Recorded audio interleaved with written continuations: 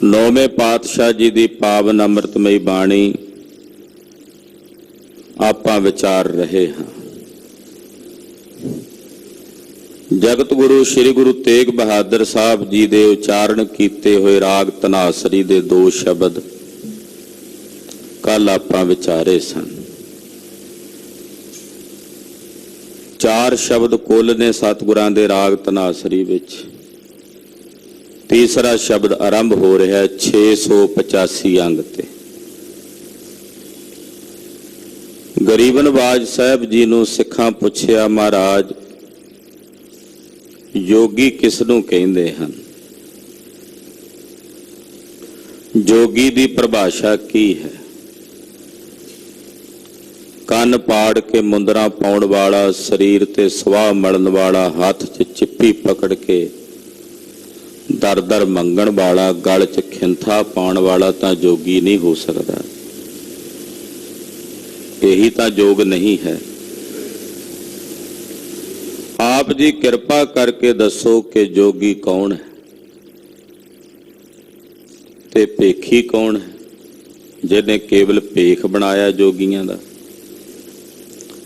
तो जगत गुरु श्री गुरु तेग बहादुर साहब नौवें पातशाह ने इस पावन पवित्र शब्द विच जोगी ते अजोगी दो गल्लां, एक जोगी है एक आजोगी जिहड़ा जोगी नहीं है, दोनों बारे दस्सिया। सरवण करन तो पहला गुरु पातशाह दे पवित्र चरनां विच अपनी हाजरी लवाउंदे आखीए जी सतनाम श्री वाहिगुरु साहिब जी। धनासरी महला नावा, तेह जोगी को जुगत ना जानो। राग धनासरी है और नौवें पातशाह जगत गुरु श्री गुरु तेग बहादुर साहब जी महाराज जी वल्लों उचारण किया होया पावन पवित्र श्री मुख वाक शब्द है। तेह जोगी को जोगत न जानो, तेह तिस जोगी नू जोगत न जानो। जुगत का मतलब हुंदा जुड़िया होया। कहंदे उस जोगी नू जुड़िया होया ना जानो रब नाल, क्योंकि जोगी का मतलब है जिहड़ा जुड़ गया परमेश्वर नाल वो जोगी है। हुण जिन्हें केवल चिप्पी फड़ी है, जिन्हें केवल शरीर ते स्वाह मली है, जिन्हें केवल कन्नां विच मुंदरां पाईयां ने, वो इसे नू योग समझी बैठा है। महाराज जी कहंदे तिस जोगी नू तुसी जुड़िया होया ना जानो। क्यों नहीं जुड़िया होया?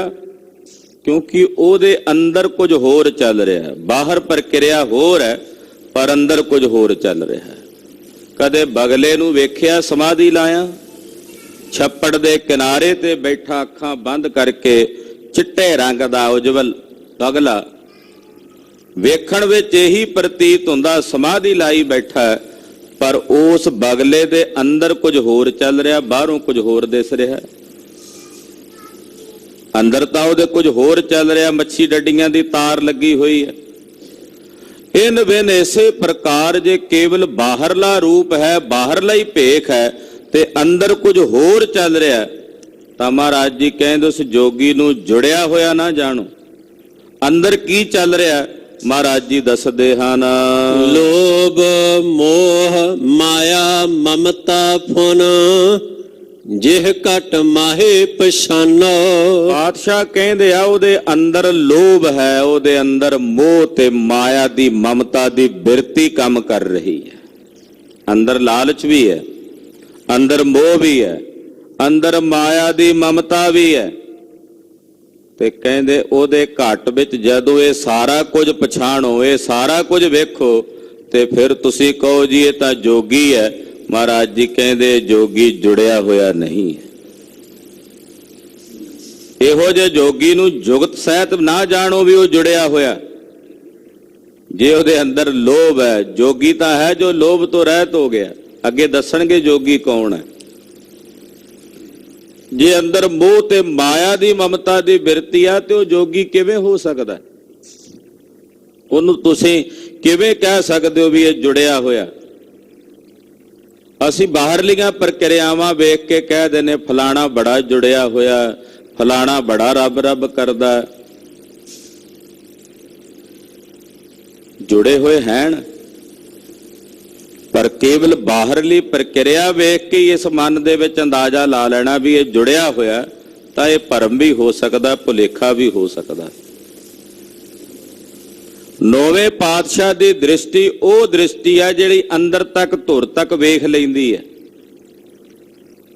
ਤੇ ਧੁਰ ਤਾਂ ਹੀ ਵੇਖ ਕੇ ਕਹਿੰਦੇ ਆ ਵੀ ਇਹ ਜੋਗੀ ਜੁਗਤ ਸਹਿਤ ਜੁੜਿਆ ਹੋਇਆ ਨਹੀਂ ਹੈ, ਕਿਉਂਕਿ ਇਹਦੇ ਹਿਰਦੇ ਵਿੱਚ ਲੋਭ ਹੈ। ਉਹ ਜੋਗੀ ਕਾਹਦਾ ਜਿਹਦੇ ਅੰਦਰ ਲੋਭ ਹੈ? ਉਹ ਜੋਗੀ ਕਿਵੇਂ ਜੋਗੀ ਹੋ ਸਕਦਾ ਜਿਹਦੇ ਅੰਦਰ ਮੋਹ ਹੈ, ਜਿਹਦੇ ਅੰਦਰ ਮਾਇਆ ਦੀ ਮਮਤਾ ਹੈ? ਜਿਹੇ ਘਟ ਮਾਹੇ ਪਛਾਨੋ, ਜਿਸ ਦੇ ਘਟ ਵਿੱਚ ਹਿਰਦੇ ਵਿੱਚ ਸਾਰਾ ਕੁਝ ਪਛਾਣਿਆ ਜਾਂਦਾ, ਮਹਾਰਾਜ ਜੀ ਕਹਿੰਦੇ ਉਹ ਜੋਗੀ ਨਹੀਂ ਹੋ ਸਕਦਾ। ਰਹਾਓ ਪਰ ਨਿੰਦਾ ਉਸਤਤ ਨਹਿ ਜਾਕ, ਕੰਚਨ ਲੋਹ ਸਮਾਨੋ। ਇਹ ਪਾਤਸ਼ਾਹ ਫਿਰ ਕਿਰਪਾ ਕਰਕੇ ਦੱਸੋ ਜੋਗੀ ਕਿਸ ਨੂੰ ਕਹਿੰਦੇ ਨੇ? ਤੁਸੀਂ ਦੱਸ ਦਿਓ ਮਹਾਰਾਜ। ਸਾਹਿਬ ਕਹਿੰਦੇ ਜਿਸ ਦੇ ਹਿਰਦੇ ਵਿੱਚ ਨਾ ਪਰਾਈ ਨਿੰਦਾ ਤੇ ਨਾ ਉਸਤਤ ਹੈ। ਪਰ ਨਿੰਦਾ ਉਸਤਤ ਨਹਿ ਜਾਕ, ਕਿਉਂਕਿ ਉਸਤਤ ਵੀ ਬੰਦਾ ਖੁਸ਼ਾਮਦ ਕਰਦਾ ਨਾ ਜਦੋਂ, ਤੇ ਨਿੰਦਾ ਵੀ ਕਰੇਗਾ। ਜੇ ਕਿਸੇ ਦੀ ਨਿੰਦਾ ਕਰੇਗਾ ਤਾਂ ਉਸਤਤ ਵੀ ਕਰੇਗਾ। ਜਿਸ ਦੇ ਹਿਰਦੇ ਵਿੱਚ ਨਾ ਪਰਾਈ ਨਿੰਦਾ ਤੇ ਨਾ ਉਸਤਤ ਹੈ, ਦੋਨਾਂ ਤੋਂ ਰਹਿਤ ਹੋ ਗਿਆ। ਔਰ ਫਿਰ ਜਿਸ ਦੇ ਹਿਰਦੇ 'ਚ ਸੋਨਾ ਤੇ ਲੋਹਾ ਦੋਵੇਂ ਇੱਕ ਸਮਾਨ ਨੇ, ਲੋਹੇ ਤੇ ਸੋਨੇ ਦੋਨਾਂ ਨੂੰ ਇੱਕ ਸਮਾਨ ਦ੍ਰਿਸ਼ਟੀ ਨਾਲ ਵੇਖਦਾ, ਕੰਚਨ ਤੇ ਮਿੱਟੀ ਦੋਨਾਂ ਨੂੰ ਇੱਕ ਸਮਾਨ ਬਿਰਤੀ ਨਾਲ ਵੇਖਦਾ, ਹਰਖ ਤੇ ਸੋਗ ਦੋਨਾਂ ਨੂੰ ਇੱਕ ਸਮਾਨ ਬਿਰਤੀ ਨਾਲ ਵੇਖਦਾ, ਉਸਤਤ ਤੇ ਨਿੰਦਾ ਦੋਨਾਂ ਨੂੰ ਇੱਕ ਸਮਾਨ ਦ੍ਰਿਸ਼ਟੀ ਵਿੱਚ ਉਹਦੇ ਵਿੱਚ ਵਿਚਰਦਾ, ਮਾਨ ਤੇ ਅਪਮਾਨ ਵਿੱਚ ਦੋਨਾਂ 'ਚ ਇੱਕ ਸਮਾਨ ਦ੍ਰਿਸ਼ਟੀ ਨਾਲ ਵਿਚਰਦਾ। ਹਾਂਜੀ, ਹਰਖ ਸੋਗ ਤੇ ਰਹਿ ਅਤੀਤਾ, ਜੋਗੀ ਤਾਹੇ ਬਖਾਨੋ। ਜਿਹੜਾ ਹਰਖ ਤੇ ਸੋਗ ਦੋਨਾਂ ਤੋਂ ਅਤੀਤ ਹੋ ਕੇ ਰਹਿੰਦਾ, ਨਿਰਾਲਾ ਵੱਖਰਾ ਹੋ ਕੇ ਰਹਿੰਦਾ, ਮਹਾਰਾਜ ਨੌਵੇਂ ਪਾਤਸ਼ਾਹ ਕਹਿੰਦੇ ਆ ਉਸ ਨੂੰ ਜੋਗੀ ਕਿਹਾ ਜਾਂਦਾ ਹੈ। ਜਿਹਦੇ ਅੰਦਰ ਪਰਾਈ ਨਿੰਦਾ ਤੇ ਉਸਤਤ ਨਹੀਂ, ਜਿਸ ਦੇ ਅੰਦਰ ਕੰਚਨ ਤੇ ਸੋਨਾ ਤੇ ਲੋਹਾ ਦੋਵੇਂ ਇੱਕ ਸਮਾਨ ਨੇ, ਜਿਸ ਦੇ ਹਿਰਦੇ 'ਚ ਹਰਖ ਸੋਗ ਇਹ ਦੋਵੇਂ ਬਿਰਤੀਆਂ ਨਹੀਂ ਹਨ, ਦੋਨਾਂ ਤੋਂ ਨਿਰਾਲਾ ਹੈ, ਮਹਾਰਾਜ ਜੀ ਕਹਿੰਦੇ ਉਸ ਨੂੰ ਜੋਗੀ ਪਛਾਣੋ, ਜੋਗੀ ਹੈ। ਜੋਗੀ ਤਾਹੇ ਬਖਾਨੋ, ਜੋਗੀ ਤਾਹੇ ਬਖਾਨੋ, ਜੋਗੀ ਤਾਹੇ ਬਖਾਨੋ, ਜੋਗੀ ਤਾਹੇ ਬਖਾਨੋ। ਹਰਖ ਸੋਗ ਤੇ ਰਹਿ ਅਤੀਤਾ, ਹਰਖ ਸੋਗ ਤੇ ਰਹਿ ਅਤੀਤਾ, ਹਰਖ ਸੋਗ ਤੇ ਰਹਿ ਅਤੀਤਾ, ਹਰਖ ਸੋਗ ਤੇ ਰਹਿ ਅਤੀਤਾ। ਜੋਗੀ ਤਾਹੇ ਬਖਾਨੋ, ਜੋਗੀ ਤਾਹੇ ਬਖਾਨੋ, ਜੋਗੀ ਤਾਹੇ ਬਖਾਨੋ, ਜੋਗੀ ਤਾਹੇ ਬਖਾਨੋ। ਜੋਗ ਦਾ ਸਬੰਧ ਭਗਵੇ ਭੇਖ ਨਾਲ ਨਹੀਂ, ਜੋਗ ਦਾ ਸਬੰਧ ਖਿੰਥਾ ਨਾਲ ਨਹੀਂ, ਜੋਗ ਦਾ ਸਬੰਧ ਕੰਨਾਂ ਵਿੱਚ ਪਾਈਆਂ ਮੁੰਦਰਾਂ ਨਾਲ ਨਹੀਂ, ਜੋਗ ਦਾ ਸਬੰਧ ਮੂੰਡ ਮੁੰਡਾਉਣ ਨਾਲ ਨਹੀਂ, ਜੋਗ ਦਾ ਸਬੰਧ ਜੁੜੇ ਹੋਏ ਦੇ ਪਰਮੇਸ਼ਰ ਨਾਲ ਜੁੜੇ ਹੋਏ ਦੇ ਨਾਲ ਹੈ। ਜੋ ਜੁੜ ਗਿਆ ਉਹ ਜੋਗੀ। ਹਾਂਜੀ, ਚੰਚਲ ਮਨ ਦਹਿ ਦਿਸ ਕੋ ਧਾਵਤ, अचल जाहे ठहरानो। ਇਹ ਮਨ ਚੰਚਲ ਹੈ ਔਰ ਇਹ ਚੰਚਲ ਮਨ ਜਿਹੜਾ ਦਸਾਂ ਦਿਸ਼ਾਵਾਂ ਵਿੱਚ ਭੱਜਿਆ ਫਿਰਦਾ ਹੈ, ਦਸਾਂ ਦਿਸ਼ਾਵਾਂ ਵਿੱਚ ਭੱਜੇ ਫਿਰਦੇ ਇਸ ਮਨ ਨੂੰ ਜਿਨ੍ਹਾਂ ਨੇ ਉਸ ਅਚਲ ਸਰੂਪ ਪਰਮੇਸ਼ਰ ਵਿੱਚ ਟਿਕਾ ਲਿਆ, ਅਚਲ ਵਿੱਚ ਜਾ ਕੇ ਠਹਿਰਾ ਲਿਆ ਇਸ ਨੂੰ। ਜਦੋਂ ਚਲਾਏਮਾਨ ਚੀਜ਼ਾਂ ਵਿੱਚ ਜਾਏਗਾ ਤੇ ਚੱਲਦਾ ਹੀ ਰਹੇਗਾ, ਜਦੋਂ ਅਚਲ ਵਿੱਚ ਜਾਏਗਾ ਤੇ ਅਚਲ ਹੋਵੇਗਾ ਨਾ। ਆਖੋ ਸਤਨਾਮ श्री वाहिगुरु। ਜਦੋਂ ਇਹ ਮਨ ਚਲਾਏਮਾਨ ਚੀਜ਼ਾਂ ਵੱਲ ਜਾਏਗਾ ਤੇ ਚਲਾਏਮਾਨ ਹੀ ਰਹੇਗਾ, ਟੁਰਿਆ ਹੀ ਰਹੇਗਾ ਕਿਤੇ ਨਾ ਕਿਤੇ।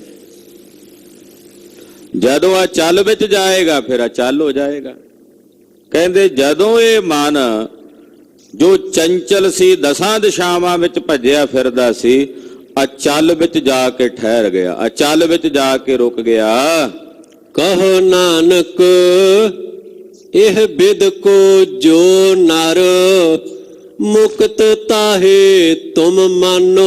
ਧੰਨ ਸ੍ਰੀ ਗੁਰੂ ਤੇਗ ਬਹਾਦਰ ਸਾਹਿਬ ਨੌਵੇਂ ਪਾਤਸ਼ਾਹ ਕਹਿੰਦੇ ਜਿਹੜਾ ਬੰਦਾ ਇਸ ਤਰ੍ਹਾਂ ਦਾ ਹੈ ਜਿਹਦੇ ਬਾਰੇ ਉੱਪਰ ਦੱਸਿਆ, ਜਿਸ ਦਾ ਮਨ ਅਚਲ ਪਦਵੀ 'ਚ ਜਾ ਟਿਕਿਆ, ਜਿਸ ਦੇ ਮਨ 'ਚ ਹਰਖ ਸੋਗ ਤੋਂ ਰਹਿਤ ਅਵਸਥਾ ਹੈ, ਜਿਹੜਾ ਲੋਹੇ ਤੇ ਸੋਨੇ ਨੂੰ ਇੱਕ ਸਮਾਨ ਕਰਕੇ ਵੇਖਦਾ ਹੈ। ਗਰੀਬ ਨਵਾਜ ਸਾਹਿਬ ਸੱਚੇ ਪਾਤਸ਼ਾਹ ਕਹਿੰਦੇ ਏਦਾਂ ਦਾ ਜਿਹੜਾ ਨਰ ਹੈ, ਇਸ ਪ੍ਰਕਾਰ ਦਾ, ਕਹੋ ਨਾਨਕ ਇਹ ਬਿਦ ਕੋ ਜੋ ਨਰ, ਜਿਹੜਾ ਨਰ ਇਸ ਤਰ੍ਹਾਂ ਦਾ ਹੈ, ਮੁਕਤ ਤਾਹੇ ਤੁਮ ਮਾਨੋ, ਮੰਨ ਲੋ ਮੁਕਤ ਹੀ ਮੁਕਤ ਹੈ, ਉਹ ਮੁਕਤ ਹੈ, ਉਹ ਫਿਰ ਕਿਸੇ ਬੰਧਨ ਵਿੱਚ ਨਹੀਂ ਹੈ, ਉਹ ਮੁਕਤ ਹੈ। ਸਰੀਰ ਦੇ ਵਿੱਚ ਰਹਿੰਦਾ ਹੋਇਆ ਵੀ, ਸੰਸਾਰ 'ਚ ਰਹਿੰਦਾ ਹੋਇਆ ਵੀ, ਉਹ ਸੰਸਾਰ ਤੋਂ ਨਿਰਲੇਪ ਹੈ, ਮੁਕਤ ਹੈ। ਹਾਂਜੀ। तनासरी महला नावा अब मैं कौन उपाओ करो। ਰਾਗ ਧਨਾਸਰੀ ਵਿੱਚ ਜਗਤ ਗੁਰੂ ਸ੍ਰੀ ਗੁਰੂ ਤੇਗ ਬਹਾਦਰ ਸਾਹਿਬ ਜੀ ਸਾਨੂੰ ਬੇਨਤੀ ਕਰਨ ਦਾ ਤਰੀਕਾ ਦੱਸਦੇ ਆ ਕਿ ਵਾਹਿਗੁਰੂ ਦੇ ਪਰਮੇਸ਼ਰ ਦੇ ਚਰਨਾਂ 'ਚ ਏਦਾਂ ਬੇਨਤੀ ਕਰੋ, ਹੇ ਵਾਹਿਗੁਰੂ ਮੈਂ ਹੁਣ ਕੀ ਉਪਾਅ ਕਰਾਂ, ਮੈਨੂੰ ਕੋਈ ਉਪਾਅ ਨਹੀਂ ਸੁਝਦਾ। ਅਬ ਮੈਂ ਕੌਣ ਉਪਾਓ ਕਰੋ। ਪਹਿਲਾਂ ਬੜੇ ਉਪਾਅ ਕਰ ਕਰ ਵੇਖ ਲਏ ਨੇ, ਬੜੇ ਤਰੀਕੇ ਆਪਣਾ ਆਪਣਾ ਵੇਖ ਲਏ ਨੇ ਮਹਾਰਾਜ, ਹੁਣ ਮੈਂ ਕੀ ਉਪਾਅ ਕਰਾਂ, ਮੈਨੂੰ ਕੁਝ ਸੁਝਦਾ ਨਹੀਂ। ਕੌਣ ਉਪਾਓ ਕਰੋ, ਕੀ ਉਪਾਅ ਕਰਾਂ, ਕਿਸ ਵਾਸਤੇ ਉਪਾਅ ਕਰਨਾ ਸੀ ਦੱਸਦੇ ਨੇ। जेह बिद मन को संसा चुकै पौ निद पार परो। ਕਿਹੜਾ ਉਪਾਅ ਕਰਾਂ ਕਿ ਜਿਸ ਪ੍ਰਕਾਰ ਨਾਲ ਮੇਰੇ ਮਨ ਦਾ ਸੰਸਾ ਦੂਰ ਹੋ ਜਾਏ, ਮਨ ਦਾ ਸੰਸਾ ਨਿਰਵਿਰਤ ਹੋ ਜਾਏ, ਕਿਉਂਕਿ ਜਦੋਂ ਤੱਕ ਸੰਸਾ ਉਦੋਂ ਤੱਕ ਸੰਸਾਰ ਹੈ, ਜਦੋਂ ਸੰਸਾ ਮੁੱਕ ਗਿਆ ਉਦੋਂ ਸੰਸਾਰ ਵੀ ਗਿਆ। ਸੰਸਾ ਇਹੋ ਸੰਸਾਰ ਹੈ, ਜਨਮ ਮਰਨ ਵਿੱਚ ਦੁੱਖ ਸਬਾਇਆ, ਸੰਸਾ ਹੀ ਸੰਸਾਰ ਹੈ। ਸੰਸਾਰ ਦੀ ਪਰਿਭਾਸ਼ਾ ਹੀ ਮਹਾਂਪੁਰਸ਼ੇ ਦੱਸਦੇ ਨੇ, ਜਿੱਥੇ ਹਮੇਸ਼ਾ ਸੰਸਾ ਹੈ ਉਹ ਸੰਸਾਰ ਹੈ। ਮਹਾਰਾਜ ਮੈਂ ਕੀ ਉਪਾਅ ਕਰਾਂ ਕਿ ਮੇਰੇ ਮਨ ਦਾ ਸੰਸਾ ਦੂਰ ਹੋ ਜਾਏ, ਤੇ ਜਦੋਂ ਇਹ ਸੰਸਾ ਦੂਰ ਹੋਵੇ ਤੇ ਮੈਂ ਇਸ ਭਉ ਨਿਧ ਤੋਂ, ਇਹ ਜਿਹੜਾ ਭਵ ਸਾਗਰ ਹੈ ਸੰਸਾਰ, ਜਿਹਦੇ 'ਚ ਹਮੇਸ਼ਾ ਹੀ ਡਰ ਹੈ, ਭਉ ਦਾ ਮਤਲਬ ਹੁੰਦਾ ਡਰ, ਜਿਹਦੇ ਵਿੱਚ ਹਮੇਸ਼ਾ ਹੀ ਕੋਈ ਨਾ ਕੋਈ ਡਰ ਬਣਿਆ ਰਹਿੰਦਾ ਹੈ, ਇਸ ਭਉ ਸਾਗਰ ਤੋਂ ਮੈਂ ਪਾਰ ਉਤਰ ਜਾਵਾਂ, ਮੇਰੇ ਮਨ ਦਾ ਸੰਸਾ ਦੂਰ ਹੋ ਜਾਏ, ਇਹਦੇ ਲਈ ਮੈਂ ਕੀ ਉਪਾਅ ਕਰਾਂ, ਮੈਨੂੰ ਕੁਝ ਨਹੀਂ ਪਿਆ ਸੁਝਦਾ, ਕੁਝ ਪਿਆ ਨਜ਼ਰ ਨਹੀਂ ਆ ਰਿਹਾ। ਯਾਨੀ ਕਿ ਕੀ ਉਪਾਅ ਕਰਾਂ, ਮੇਰੀ ਬੁੱਧੀ ਦੇ ਜਿਹੜੇ ਘੋੜੇ ਨੇ ਉਹ ਦੌੜ ਕੇ ਹੰਭ ਗਏ ਨੇ, ਥੱਕ ਗਏ ਨੇ। ਮਹਾਰਾਜ ਮੈਨੂੰ ਹੁਣ ਕੋਈ ਉਪਾਅ ਨਜ਼ਰ ਨਹੀਂ ਆਉਂਦਾ। रहाओ जन्म पाए कछ भलो ना कीनो ਤਾਤੇ ਅਦਕ ਡਰੋ। ਜਨਮ ਪ੍ਰਾਪਤ ਕਰਕੇ ਮਨੁੱਖਾ ਜਨਮ, ਇਹਨੂੰ ਪ੍ਰਾਪਤ ਕਰਕੇ ਮੈਂ ਕੁਝ ਭਲਾ ਨਹੀਂ ਕੀਤਾ, ਬੁਰੇ ਹੀ ਕੰਮ ਕੀਤੇ ਆ, ਭੈੜੇ ਹੀ ਕਰਮ ਕੀਤੇ ਆ। ਇਸ ਮਨੁੱਖਾ ਜਨਮ ਨੂੰ ਪ੍ਰਾਪਤ ਕਰਕੇ ਮੈਂ ਕੁਝ ਭਲਾ ਨਹੀਂ ਕੀਤਾ, ਇਸ ਕਰਕੇ ਮੈਂ ਆਪਣੇ ਹਿਰਦੇ 'ਚ ਬੜਾ ਡਰਦਾ ਹਾਂ ਮੇਰੇ ਰੱਬ ਜੀ, ਬੜਾ ਡਰਦਾ। ਤਾਤੇ ਅਧਕ ਡਰੋ, ਇਸ ਕਰਕੇ ਮੈਂ ਬੜਾ ਡਰਿਆ ਹੋਇਆ, ਭੈ ਭੀਤ ਹਾਂ, ਸਹਿਮਿਆ ਹੋਇਆ ਕਿ ਮਨੁੱਖਾ ਜਨਮ ਵਾਹਿਗੁਰੂ ਜੀ ਤੁਸੀਂ ਦਿੱਤਾ ਸੀ ਵੀ ਇਹਨੂੰ ਪ੍ਰਾਪਤ ਕਰਕੇ ਭਲਾ ਕਰਨਾ, ਤੇ ਮੈਂ ਕੋਈ ਭਲਾ ਕਰ ਹੀ ਨਹੀਂ ਸਕਿਆ, ਹੋ ਹੀ ਨਹੀਂ ਸਕਿਆ ਮੇਰੇ ਕੋਲੋਂ। ਇਹ ਵਿਨਮਰਤਾ ਵਿੱਚ ਬੇਨਤੀ ਹੈ। ਭਲਾ ਕਰਦਿਆਂ ਹੋਇਆਂ ਵੀ ਹਿਰਦੇ 'ਚ ਬਿਰਤੀ ਹੋਣੀ ਚਾਹੀਏ ਕਿ ਮਹਾਰਾਜ ਮੇਰੇ ਕੋਲੋਂ ਨਹੀਂ ਕੋਈ ਭਲਾ ਹੋਇਆ, ਮੈਂ ਕਰ ਹੀ ਨਹੀਂ ਸਕਿਆ ਕੁਝ ਭਲਾ। ਇਸ ਕਰਕੇ ਮੈਂ ਬੜਾ ਡਰਿਆ ਹੋਇਆ ਤੇ ਸਹਿਮਿਆ ਹੋਇਆ ਕਿ ਜਨਮ ਦਿੱਤਾ ਸੀ ਵਾਹਿਗੁਰੂ ਨੇ ਵੀ ਇਹਨੂੰ ਪ੍ਰਾਪਤ ਕਰਕੇ ਭਲਾ ਕਰਦਾ, ਲੋਕਾਂ ਤੇ ਪਰਉਪਕਾਰ ਕਰਦਾ। ਮੈਂ ਇਹ ਜਨਮ ਪ੍ਰਾਪਤ ਕਰਕੇ ਲੋਕਾਂ ਦੇ ਗਲ ਵੱਢਦਾ ਰਿਹਾ ਮਹਾਰਾਜ, ਠੱਗੀਆਂ ਕਰਦਾ ਰਿਹਾ, ਚੋਰੀਆਂ ਕਰਦਾ ਰਿਹਾ ਮਹਾਰਾਜ, ਭੈੜੇ ਕਰਮ ਕਰਦਾ ਰਿਹਾ। ਮੈਂ ਬੜਾ ਡਰਿਆ ਹੋਇਆ, ਸਹਿਮਿਆ ਹੋਇਆ ਕਿ ਮੈਂ ਤਾਂ ਕੋਈ ਚੱਜ ਦਾ ਕੰਮ ਕਰ ਹੀ ਨਹੀਂ ਸਕਿਆ।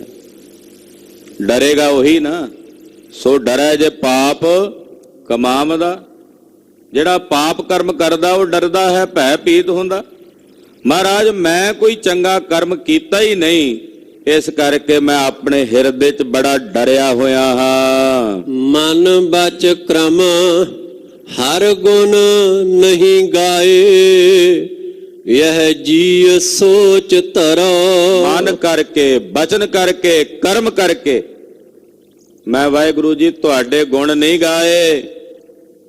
ਇਸ ਕਰਕੇ ਮੇਰੇ ਮਨ 'ਚ ਇਸ ਗੱਲ ਦੀ ਵੀ ਬੜੀ ਫਿਕਰ ਹੈ, ਚਿੰਤਾ ਹੈ। ਯਹ ਜੀਅ ਸੋਚ ਧਰੋ, ਮੈਂ ਆਪਣੇ ਜੀੜੇ ਵਿੱਚ, ਹਿਰਦੇ ਵਿੱਚ ਇਸ ਗੱਲ ਦੀ ਵੀ ਸੋਚ ਕਰਦਾ, ਚਿੰਤਾ ਕਰਦਾ ਕਿ ਹੇ ਵਾਹਿਗੁਰੂ ਮੈਂ ਮਨ ਬਚ ਕਰਮ ਕਰਕੇ ਤੇਰੇ ਗੁਣ ਗਾਏ ਹੀ ਨਹੀਂ, ਤੇਰਾ ਭਜਨ ਕੀਤਾ ਹੀ ਨਹੀਂ। ਅਜਾਈ ਕੱਟ ਦਿੱਤੀ ਸਾਰੀ ਜ਼ਿੰਦਗੀ, ਨਰਾਰਥ ਹੀ ਗਵਾ ਦਿੱਤਾ ਆਪਣੇ ਜੀਵਨ ਦਾ ਸਾਰਾ ਸਮਾਂ। ਹੇ ਵਾਹਿਗੁਰੂ ਇਸ ਗੱਲ ਦੀ ਵੀ ਬੜੀ ਵੱਡੀ ਡਾਢੀ ਫਿਕਰ ਤੇ ਚਿੰਤਾ ਮੇਰੇ ਮਨ ਵਿੱਚ ਹੋ ਰਹੀ ਹੈ ਕਿ ਇੰਨਾ ਸਮਾਂ, ਇੰਨੀ ਜ਼ਿੰਦਗੀ ਮੈਂ ਆਪਣੀ ਅਜਾਈ ਗਵਾ ਦਿੱਤੀ। ਇੱਕ ਇੱਕ ਸਵਾਸ ਵੀ ਜਦੋਂ ਘਟਦਾ ਨਾ ਕਿਸੇ ਸਾਧਕ ਦਾ ਤੇ ਪਰਮੇਸ਼ਰ ਦੀ ਯਾਦ ਤੋਂ ਬਿਨਾਂ ਬੀਤ ਜਾਏ, ਉਹਨੂੰ ਆਪਣੇ ਘਟੇ ਹੋਏ ਇੱਕ ਸਵਾਸ ਦਾ ਵੀ ਪਛਤਾਵਾ ਹੁੰਦਾ। ਵਾਹਿਗੁਰੂ ਤੇਰਾ ਦਿੱਤਾ ਅਮੋਲਕ ਸਵਾਸ ਮੈਂ ਅਜਾਈ ਗਵਾ ਦਿੱਤਾ, ਤੇਰੀ ਯਾਦ ਵਿੱਚ ਨਹੀਂ ਬਤੀਤ ਕੀਤਾ, ਤੇਰਾ ਭਜਨ ਨਹੀਂ ਕਰ ਸਕਿਆ। ਮੈਂ ਆਪਣੇ ਜਨਮ ਨੂੰ ਅਕਾਰਥ ਗਵਾ ਲਿਆ, ਅਜਾਈ ਗਵਾ ਲਿਆ। ਇਹਦੀ ਚਿੰਤਾ, ਇਹਦਾ ਡਰ, ਇਹਦਾ ਫਿਕਰ ਮੇਰੇ ਮਨ ਵਿੱਚ ਹੈ। ਗੁਰਮਤਿ ਸੁਨ ਕਛ ਗਿਆਨ ਨਾ ਉਪਜਿਓ, ਪਸ ਜਿਉ ਉਦਰ ਭਰੋ। ਗੁਰੂ ਦੀ ਮੱਤ ਸੁਣ ਕੇ, ਸੁਣਦਾ ਵੀ ਰਿਹਾ ਗੁਰੂ ਦੀ ਮੱਤ ਨੂੰ, ਪਰ ਸੁਣ ਕੇ ਵੀ ਮੇਰੇ ਹਿਰਦੇ 'ਚ ਗਿਆਨ ਨਹੀਂ ਉਪਜਿਆ, ਕਿਉਂਕਿ ਕੇਵਲ ਸੁਣਨ ਤੱਕ ਹੀ ਸੀਮਤ ਸੀ। ਸੁਣਨ ਤੋਂ ਬਾਅਦ ਮੰਨਣ ਤੱਕ ਤਾਂ ਲਿਆਂਦਾ ਹੀ ਨਹੀਂ, ਤੇ ਮੰਨਣ ਤੋਂ ਪਰੇ ਫਿਰ ਕਮਾਈ ਕਰਨ ਦੀ ਗੱਲ ਤਾਂ ਬੜੀ ਦੂਰ ਦੀ ਸੀ। ਸੁਣਦਾ ਰਿਹਾ ਗੁਰੂ ਕੀ ਮੱਤ ਨੂੰ, ਫਿਰ ਵੀ ਮੈਂ ਆਪਣੇ ਹਿਰਦੇ 'ਚ ਗਿਆਨ ਪੈਦਾ ਨਹੀਂ ਕਰ ਸਕਿਆ। ਗੁਰੂ ਕੀ ਮੱਤ ਸੁਣ ਕੇ ਵੀ ਮੈਨੂੰ ਗਿਆਨ ਨਹੀਂ ਮਿਲਿਆ। ਕਹਿ ਨਹੀਂ ਦਿੰਦੇ ਜਿਵੇਂ ਉਹ ਤੈਨੂੰ ਫਲਾਣੇ ਨੇ ਮੱਤ ਦਿੱਤੀ ਸੀ, ਤੈਨੂੰ ਫਿਰ ਵੀ ਗਿਆਨ ਨਹੀਂ ਆਇਆ। ਤੈਨੂੰ ਅਮਕੇ ਨੇ ਕਿਹਾ ਸੀ ਆਹ ਕੰਮ ਨਾ ਕਰ, ਤੂੰ ਫਿਰ ਨਹੀਂ ਬਾਅਦ ਆਇਆ। ਇਹਦਾ ਮਤਲਬ ਹੁੰਦਾ ਵੀ ਉਹਨੇ ਤਾਂ ਗਿਆਨ ਦਿੱਤਾ ਸੀ, ਮੱਤ ਦਿੱਤੀ ਸੀ, ਤੈਂ ਮੰਨੀ ਨਹੀਂ। ਇੱਥੇ ਵੀ ਇਹੀ ਮਤਲਬ ਹੈ ਕਿ ਗੁਰੂ ਕੀ ਮੱਤ ਮੈਂ ਸੁਣੀ ਜ਼ਰੂਰ, ਪਰ ਮੇਰੇ ਅੰਦਰ ਗਿਆਨ ਨਹੀਂ ਆਇਆ, ਕਿਉਂਕਿ ਮੈਂ ਮੰਨੀ ਨਹੀਂ। ਔਰ ਜਿਵੇਂ ਇੱਕ ਪਸ਼ੂ ਢਿੱਡ ਭਰ ਕੇ ਆਪਣੀ ਜ਼ਿੰਦਗੀ ਬਤੀਤ ਕਰ ਛੱਡਦਾ ਹੈ,